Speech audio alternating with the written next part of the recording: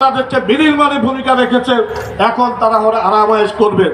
আজকে 93% যেটি হলো কর্মক্ষম, এই বাংলাদেশকে এখন বলা হয় তারুণ্যের বাংলাদেশ, কর্মক্ষম বাংলাদেশ।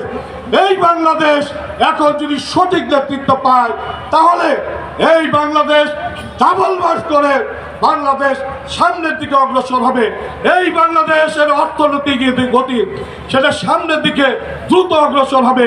কিন্তু এই বাংলাদেশ নেতৃত্ব যাদেরকে পেয়েছে ইংলিশ সাহেবরা, তারা বাংলাদেশকে আমেরিকার কাছে বিক্রি করতে চায়, তারা বাংলাদেশের সম্পদ বিদেশিদের কাছে দিতে চায়, তারা বাংলাদেশের মুক্তিযুদ্ধকে ছুঁড়ে ফেলতে চায়।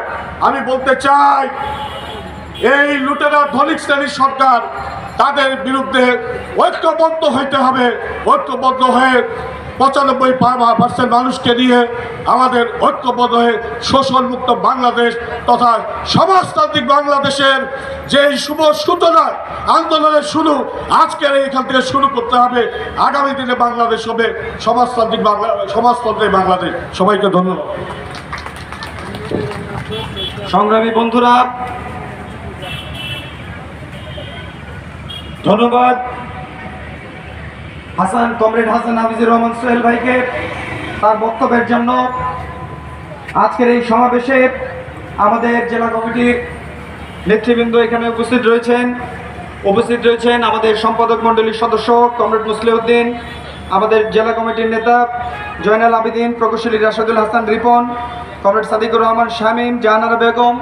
আমি ধীরে ধীরে সবার নাম বলার চেষ্টা করব। এ পর্যায়ে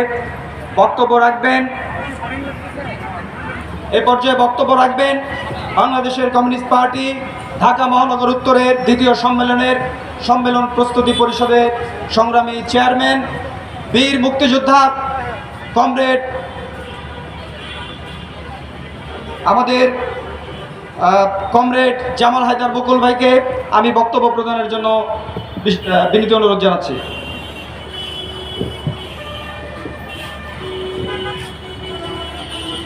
সংগ্রামী বন্ধুগণ, আজকের এই সমাবেশের প্রধান অতিথি বাংলাদেশের কমিউনিস্ট পার্টির কেন্দ্রীয় কমিটির বিপ্লবী সভাপতি, বীর মুক্তিযোদ্ধা জননেতা কমরেড মোহাম্মদ শাহ আলম। এই মঞ্চে উপস্থিত আছেন বিশেষ অতিথি হিসেবে কমরেড দিবালোক সিংহ, সংগ্রামী সভাপতি ঢাকা মহানগর উত্তরের জননেতা